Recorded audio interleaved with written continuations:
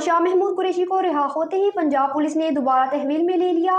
पाकिस्तान तहरीक इंसाफ के vice chairman को बख्तरबंद गाड़ी में नामालूम मुकाम पर मुंतकिल कर दिया गया। मजीद तफसीलात सरदार ताहिर महमूद की इस रिपोर्ट में। सुप्रीम कोर्ट की जानिब से जमानत मंजूर होने के बाद शाह महमूद कुरैशी को साइफर केस में रहा किया गया। ताहम जेल से निकलते ही रावलपिंडी पुलिस ने साबिक वजीर खारजा को अपनी तहवील में ले लिया और बख्तरबंद गाड़ी में नामालूम मुकाम पर मुंतकिल कर दिया। उस मौका पर शाह महमूद कुरैशी ने बख्तरबंद गाड़ी पर खड़े होकर अपने खिताब में कहा है कि मुझे सुप्रीम कोर्ट ने जमानत पर रहा किया, अब दोबारा गिरफ्तारी जुल्म है, मुझे कौम की खिदमत करने पर सजा दी जा रही है।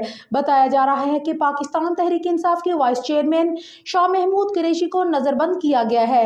डिप्टी कमिश्नर रावलपिंडी ने वाइस चेयरमैन पीटीआई की नजरबंदी के अहकाम जारी किए। इस हवाले से डीसी के आर्डर में कहा गया है कि शाह महमूद कुरैशी 9 मई के मुकदमात में नामजद है। उन मुकदमात में साबिक वजीर खारजा से तफ्तीश दरकार है, इसलिए शाह महमूद कुरैशी को नजरबंद किया जा रहा है। ख्याल रहे कि सुप्रीम कोर्ट ने बानी पीटीआई इमरान खान व शाह महमूद कुरैशी की जमानत का फैसला जारी किया था। जमानत का फैसला 4 सफ़ात पर मुश्तमिल है। इमरान खान और शाह महमूद कुरैशी की जमानत का फैसला जस्टिस मंसूर अली शाह ने तहरीर किया।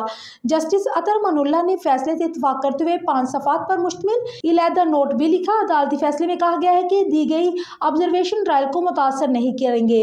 बानी पीटीआई जमानत का गलत इस्तेमाल करे तो ट्रायल कोर्ट उसे मनसूख कर सकती है। ऑफिशियल सीक्रेट एक्ट के तहत 53B के जुर्म का इर्तकाब होने की शवाहद नहीं। मुलजमान के ऑफिशियल सीक्रेट एक्ट के जुर्म के इर्तकाब के लिए मजीद इंक्वायरी के हवाले से मुनासिब शवाहद है। मजीद तहकीकात का फैसला ट्रायल कोर्ट शवाहद का जायजा लेने के बाद ही कर सकती है।